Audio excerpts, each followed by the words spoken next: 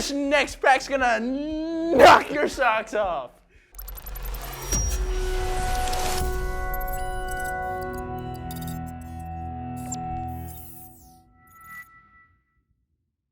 Hello everyone and welcome back to your favorite show for all things gaming and rarely tech related, Gentoo. I'm Jonas Pelot and joining me and hosting this season is the one, the only, Gabe Chadwick.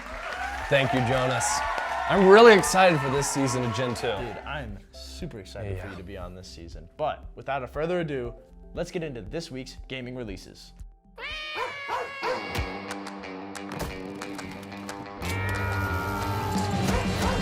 If you've ever wondered what Game Beasts would look like if you replaced its gelatinous beans with cute, cuddly animals, wonder no more. In Party Animals, paw it out with your friends both online and offline in local multiplayer. Interact with the world under realistic physics engine where little critters can pick up items, interact with many types of game modes and environmental worlds. Did I mention the cute animals? Party Animals releases on September 20th on PC and Xbox consoles.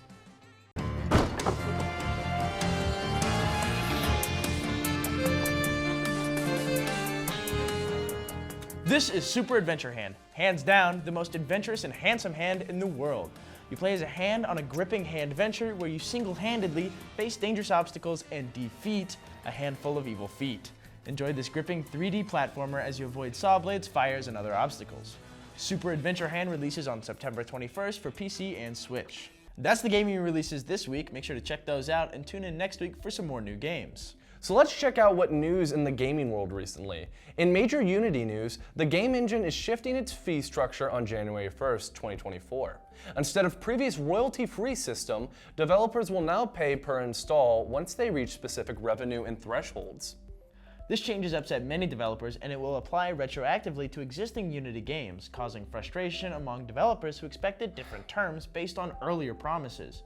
While installs before January 1st, 2024 won't be subjected to fees for the installs, they will be considered in determining the lifetime installs, which will subject developers to fees after passing a certain threshold anyways. The announcement has triggered strong backlash from Unity developers who feel betrayed by this shift away from Unity's prior commitment to a fee-free model.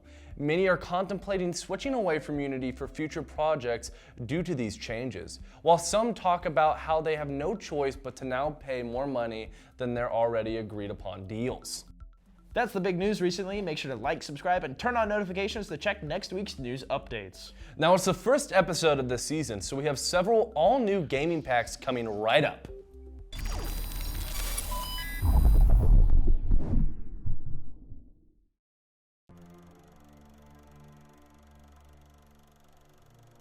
March 17, 1923, the colonial empire launches a full-scale invasion of the Warden Free State.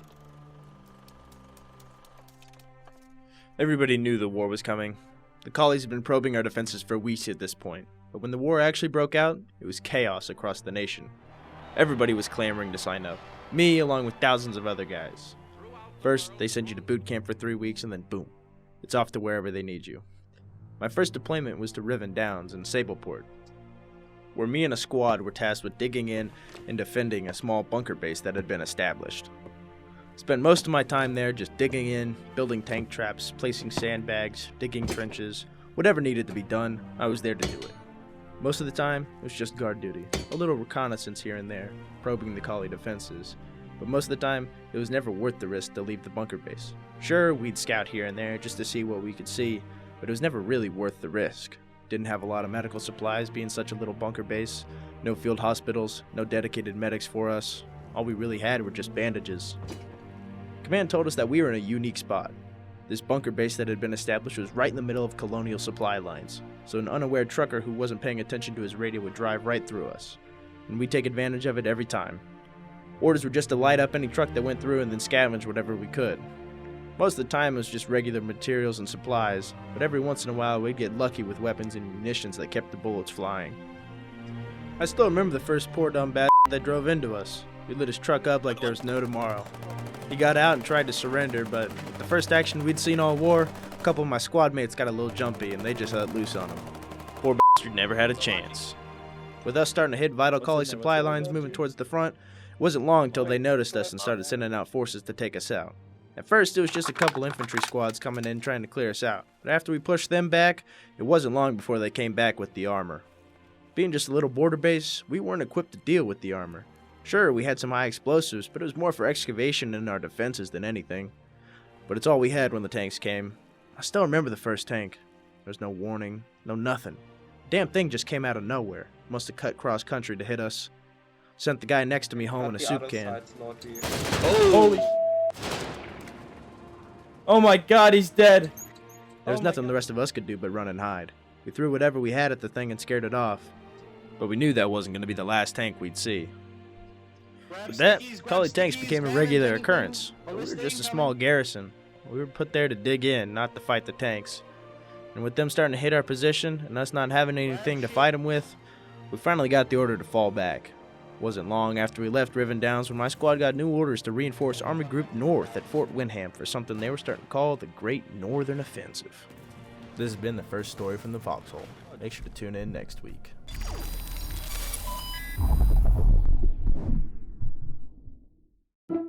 KZLX LP Maryville.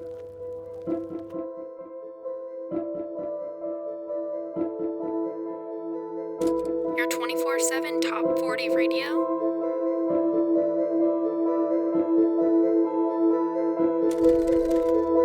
Live radio coverage of events, live concerts, and DJ service.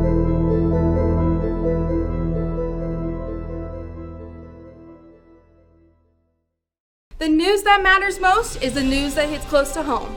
Maryville or Bearcat News, whatever the story, we're there for you. It could be about you, school, or your safety. Whatever it is, we got you covered. You need to know what's going on in the Northwest Maryville community, and this is a place to find it all out. This is our home too, and we're in this together. We are Channel 8 News, covering for you.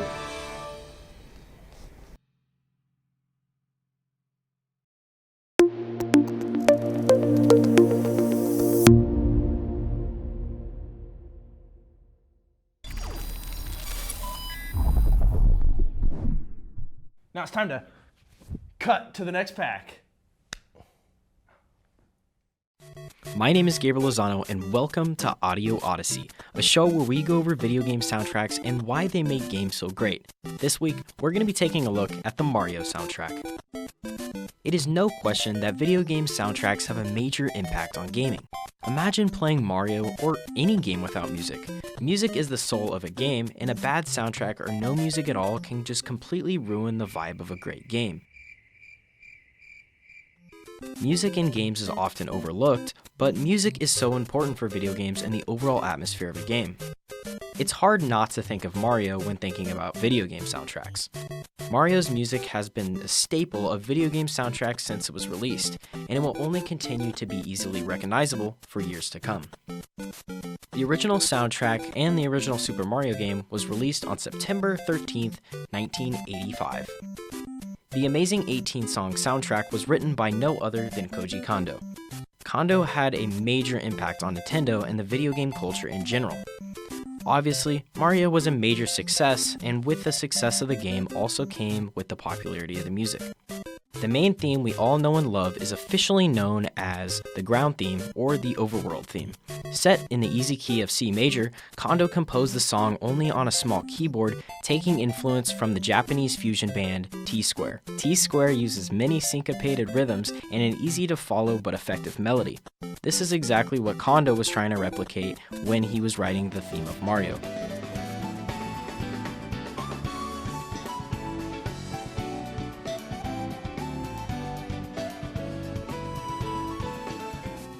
Even though the main theme of Mario is fairly simple, it is easily one of the most successful video game themes of all time. So successful, Kondo was invited back to work with Nintendo for years to come. Kondo worked on many more successful games and soundtracks throughout the years, such as Legend of Zelda, Star Fox, and my personal favorite, the Wii music.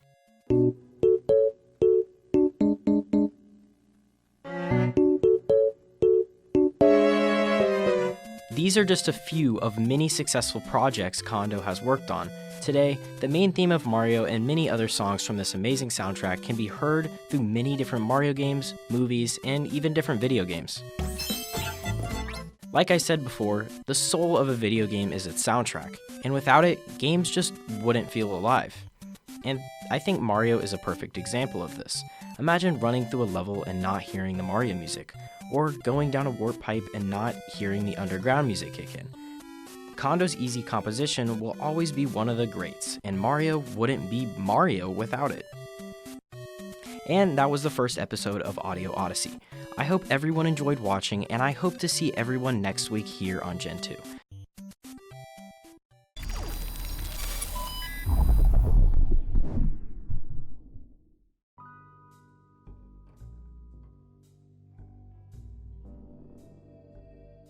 Hello, and welcome to your first meeting of Mental State, the show where we dive into the psychological side of classic video game characters.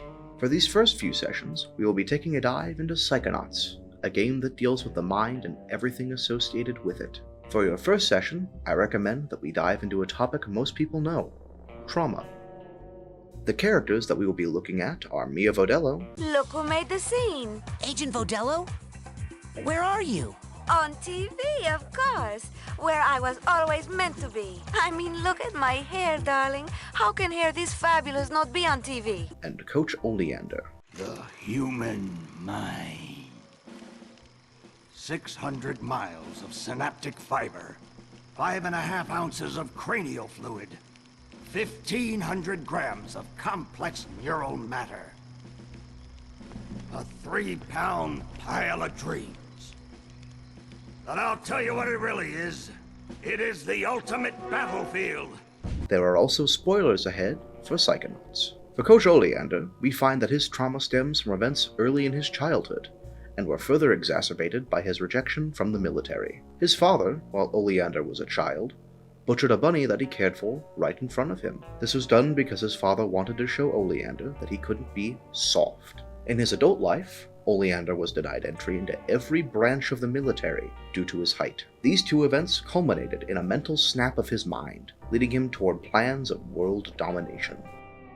Now, look at Mia Vodello. Tell me, what about her jumps out at you? Maybe it's how chill she is. Perhaps you notice that she is constantly floating. Did you know, however, that before her time as a psychonaut and camp counselor, she worked in an orphanage? I will not go into deep detail, but suffice to say, something happened to this orphanage, and she heard the screams of the children psychically. Trauma is an interesting thing in psychology. Everyone that has it deals with it in their own way, leading to different possibilities for processing. The depth that trauma can affect someone in their day-to-day life varies as well. One moment, you could be having the best day of your life. Then you hear it. One word, and you are back in that scenario. It is important to cover these topics in a way that is respectful to those who are affected. Psychonauts as a series seems to have evolved to reflect that. Both Oleander and Mia's stories show us different perspectives on how people handle trauma. For Oleander, he decided to keep his feelings bottled up until they blew up.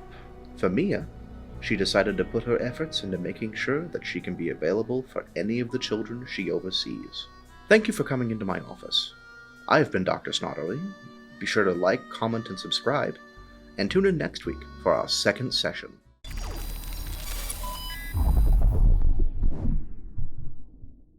Man, that was such a great pack. Why aren't you... Okay, I guess I'm hosting by myself. On the Dark and Dumber. Welcome to the first episode of Dark and Dumber. Come adventure and learn the dungeons of Dark and Darker with me. Now to start this series off, we need to learn what we're doing. So before going into the dungeon, we need to learn what we can loot, what character to play, what to bring in for ourselves, and how we're going to escape once we're in. While there are many different classes to choose from, we're going to keep it simple and just go with a well-rounded character like Fighter. Don't worry about missing out on all the other characters though, we'll talk about them later. When first starting out, you have nothing but base gray gear. While it is better than nothing, you are incredibly weak, dying in a few hits and taking several hits to kill one of the creatures of the dungeon. On the upside, everyone else also starts with no gear, making it just as brutal for them too. Now to save you some bore, I got some starting gear so we can speed things up a bit. One final thing we must do is check my skills and what abilities I want to bring in. Since I'm starting at a low level, I've only got 2 perk slots, but I also still have my 2 abilities, so I'll take my second wind to regen my health and speed so I can be speedier. Now that we have all our gear and buffs in order, it's time we learn about the dungeons. All 3 to be exact. Though take note that none of these dungeons are easy, and you will die.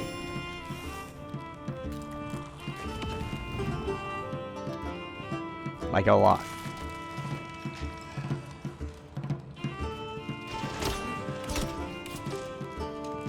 Like some days will be nothing but pain. To get out of any of these dungeons, just look for a blue portal, but if you can't find one, then say goodbye to your loot, unless you're in the catacombs of them. Then you can take a red portal, but be aware, the red portals take you to hell, which is the hardest environment in the game. Starting off is Goblin Caves, a solo-only dungeon. If you're not looking to go in with a party, then Goblin Caves is your best option. The goblins are easy to take care of, but I still gotta play it safe because they can do a decent chunk of my health if they catch me. The loot is okay, but it's still a grind. It'd be better if I could find some other players, but you take what you can find in the dungeon. If I'm feeling really brave, I could even try to take on the troll and promptly die to it. Next is the ruins, which is the middle ground for the dungeons, being above the catacombs and having slightly less deadlier enemies. An evil bird that scares me, and a big worm. Lastly, the catacombs, which has the deadliest base enemies but the juiciest of the loot. Though going in here alone is almost a death trap, since any other players can be in parties of up to 3 and the mobs come in droves. If you think you can take it, then enjoy the treasure to come. Finally, High Roller. This one is for the big boys, having to pay a gold fee to even enter the dungeon. All enemies are tougher, but all loot is better. That means the players are more geared, meaning that if you're not bringing in the right stuff to survive, then you have no chance of getting out alive. Now that we've gone over the basics, I think we're ready to get into these dungeons and make some profit. But that'll have to wait till next time, so be ready, adventurers. Thank you for tuning in this week for Dark and Dumber. Be sure to come back next week to see what treasures and sorrows the dungeons have waiting for us. See you next time.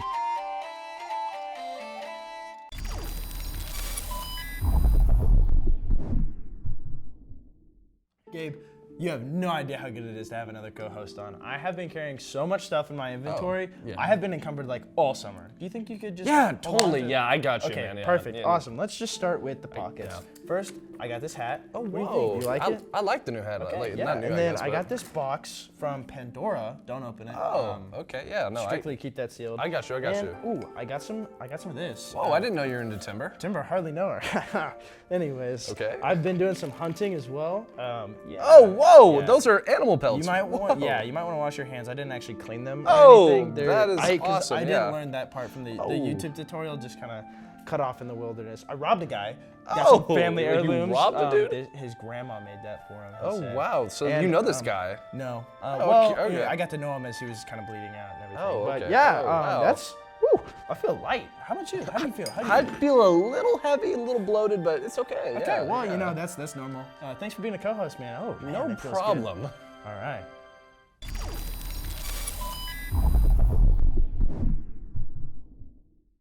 Oh man, I gotta go. Alrighty. Hey, where do you go every Saturday? Oh, I go film my show. You know, the show I host with KNWT, where we, do something new with a guest from around campus each week.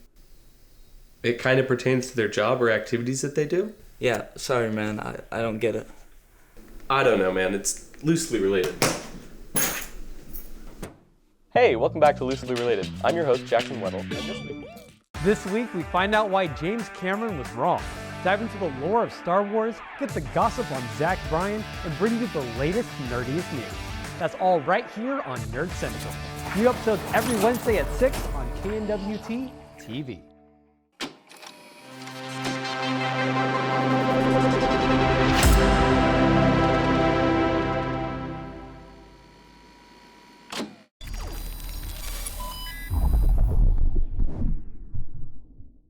Now it's time to slice to the next pack. You already did that, dude. Okay, you know what? Who's got the sword? Okay, we can just go on to our next pack, okay? Sounds good.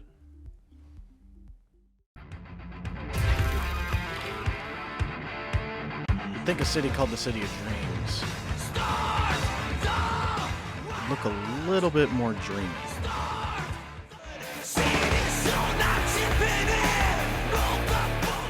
Welcome to Cyberpunks. I'm Zach Greiner here at Gentoo, and I'm taking a way too in-depth dive into a game that is just as complex as its story and its development. CD Projekt Red's Cyberpunk 2077.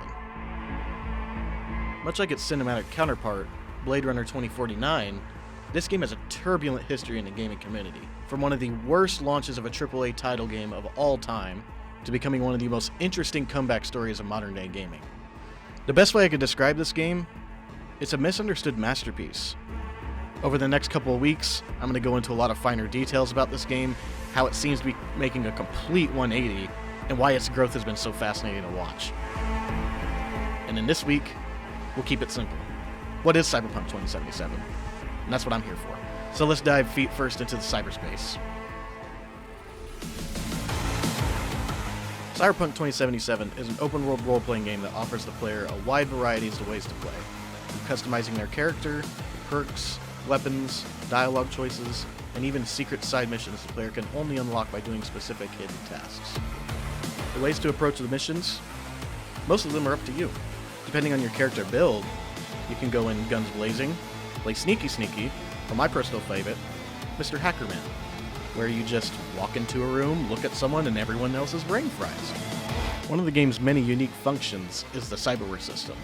The player can visit one of the many Ripper docks located around the city and install cyberware that improves abilities, health, and even some gadgets such as a thermal whip or the technological version of those muscle arms from SpongeBob. Or maybe a grenade launcher in your freaking wrist suits your fancy? This thing is so freaking fun to use, oh my god. Now, like all games, it's far from flawless. This game's release in 2020 was infamously bad for a multitude of reasons. The main complaint being the amount of bugs and how poorly the game was rendered on older generation consoles. And though many bugs have been patched since, there are still imperfections in the game, such as lighting issues, the occasional space car, and animations breaking during cutscenes. But looking at this game now compared to its release, and if you're willing to laugh at the occasional NPC moment, you'll find a lot of enjoyment in it.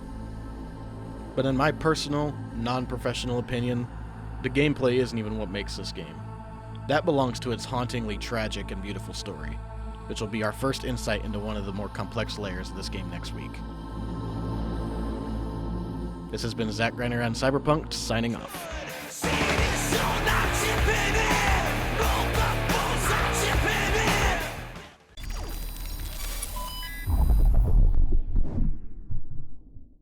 Gabe, dude, I'm gonna be honest. You're kind of a loser. Dude, I have a whole pack about not being a loser. Really? On to I'm not a loser.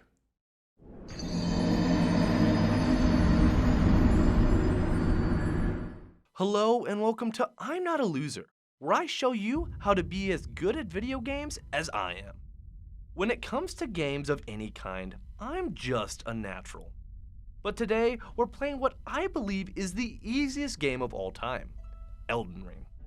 Now, when it comes to Elden Ring, I'd consider myself a veteran.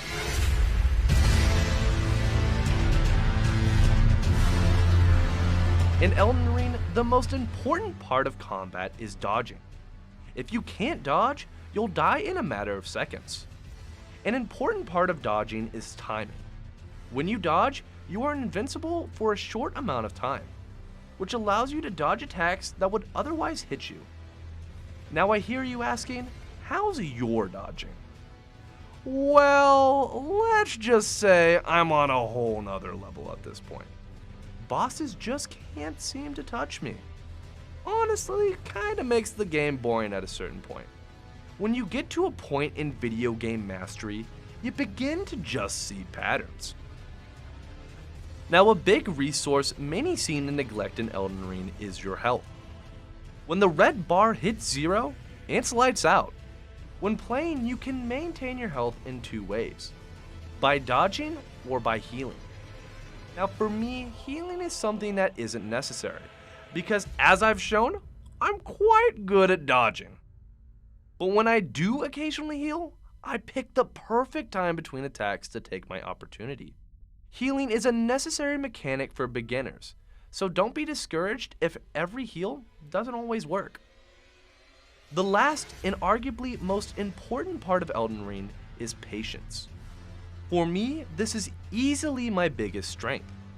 I'm probably the most patient person ever, but not too patient, because that would be bad. And as we've established, I'm not bad. Too much patience can lead to bosses throwing out more attacks at you and creating harder and harder situations to use the aforementioned dodging. The size and scale of bosses lead people to being more timid to approach them. but as I've demonstrated, when you get to my level, they're cakewalks. To succeed at this game, you need to balance aggression and passivity.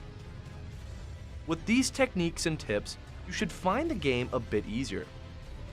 Dying is all part of the process, and even though I don't die often, it really is gratifying when you overcome that challenge. With enough practice, you can be as legendary as me and claim the Elden Ring.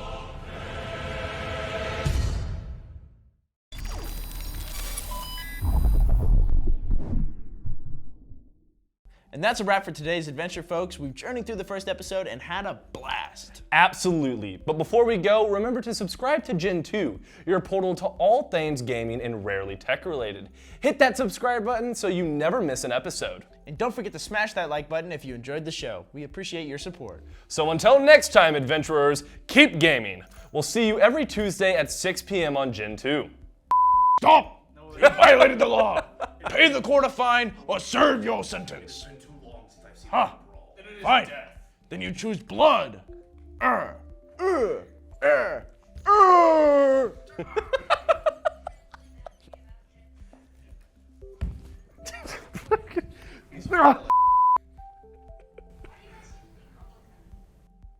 It makes me look bigger. But